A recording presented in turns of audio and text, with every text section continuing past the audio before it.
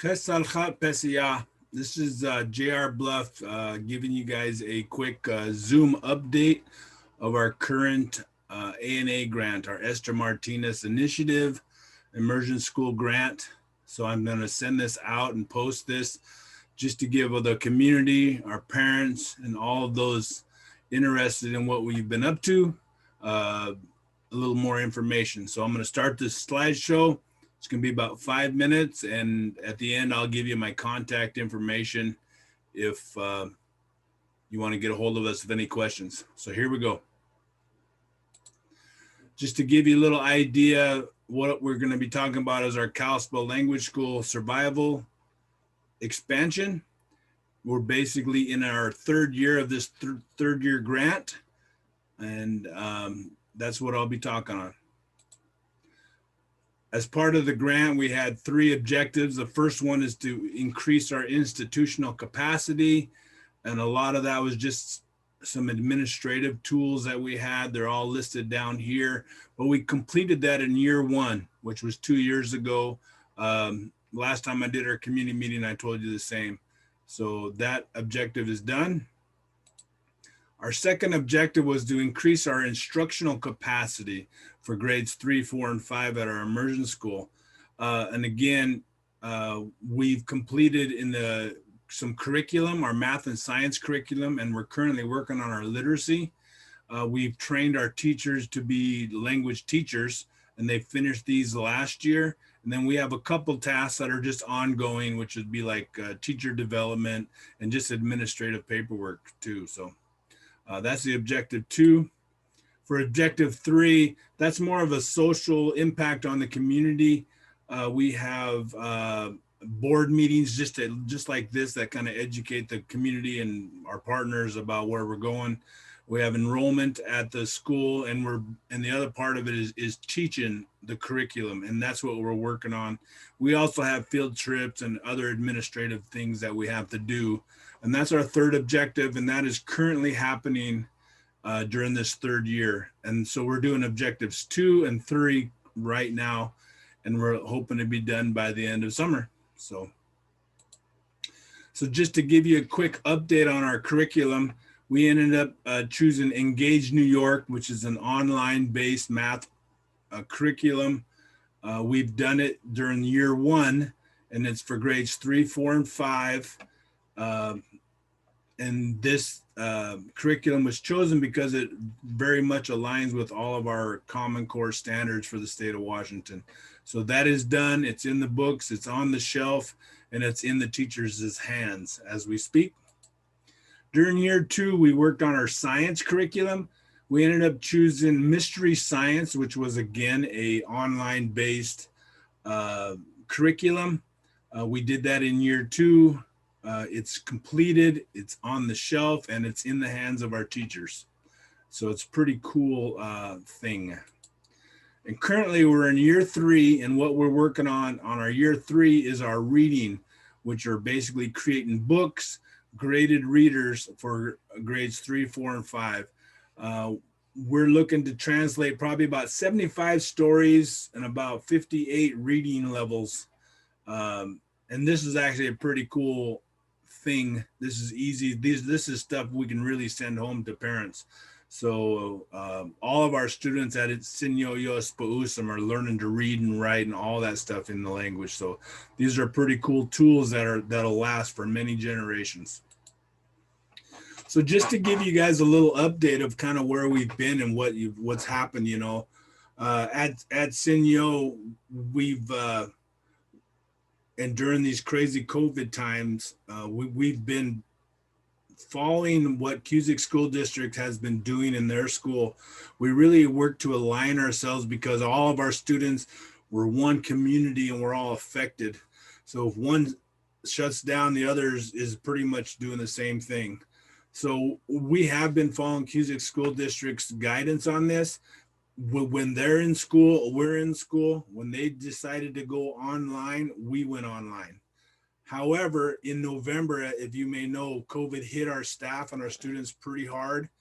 So on November 23rd, it hit us. On the following Monday, we ended up closing the school as a precaution to our students, and we were closed until last week, February 8th, and we're currently opening for only in-class instruction.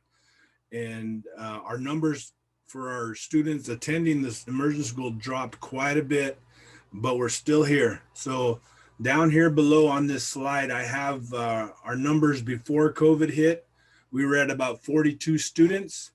And then after we closed and after we opened up, we're at 23 students, which is all A-OK for us. We understand the parents are just trying to manage their lives and everything. And I know they still believe in what we're up to, but they're doing this for their own reasons, which is all A-OK. We're still here. We still want to be a part of this. And we really feel that once we get through this, all of our children, all of our households will come back. So that's it. So when we opened, we didn't really adopt new protocols. We just reiterated and put these back into place, all of our protocol measures. And I'll just kind of go through these real quick. So these are the things to reopening that we are making happen to keep our community safe, our teachers and our students safe. We have daily screens of staff and students, parents and visitors. If you come to our campus over there, you will get your temperature taken. And I think it's like 100.4, and then you're able to come in. But what we're really trying to do is minimize any unnecessary visitors. Even us that work over here across the river at the language office, we don't go over there, so we don't want to contaminate the pods or contaminate the campus. So we do our best to keep separate too. We've done a lot for our classroom spaces. You know, the students stay in their own classrooms. We don't share items in the classrooms. We get stuff out of our classrooms that make it too crowded, so we can maximize our social distancing, which is 6 feet. We increase our ventilation. We keep our doors and windows open as much as we can. We will be using outside classes when possible. And the inside doors, we keep them propped open, like if we're washing hands, just to minimize the touching of handles and stuff like that. So in regards to a healthy workspace, all students, staff, visitors they're going to be wearing masks all the time. We respect the social distancing of 6 feet. We have seating charts. We don't share desks. All the students work at their own desk, and we all use hand sanitizer and wash our hand as much as possible. We also have some sanitizing efforts that we do. The teachers and the staff will sanitize the desk and the objects, the bathrooms, high risk areas, classrooms, vehicles. They'll do that daily, all the time. And the students have their part in it too, where they'll clean their desks after lunch and stuff like that. They have Chromebooks that they'll sanitize, and they'll wash their hands all the time. And so just this last part is we're really doing our best to keep this a safe environment for your students. Excuse me. We take COVID very serious, and we ask our visitors to do the same, to keep our kids safe. All of our staff, we've basically been utilizing Zoom, phone, emails, anything like that, so that we don't get into each other's bubbles inside that 6 feet. So we do a lot of communication that way via phones, all that stuff. And the same with parents. We're doing our best. Instead of in person, we'll hook them up with Zoom and go from there. So that's what I have. You know, the immersion school is operating. We've taken a little tumble through this COVID times, but we've come out of this strong.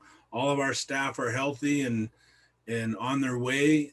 They're doing their best in their classrooms.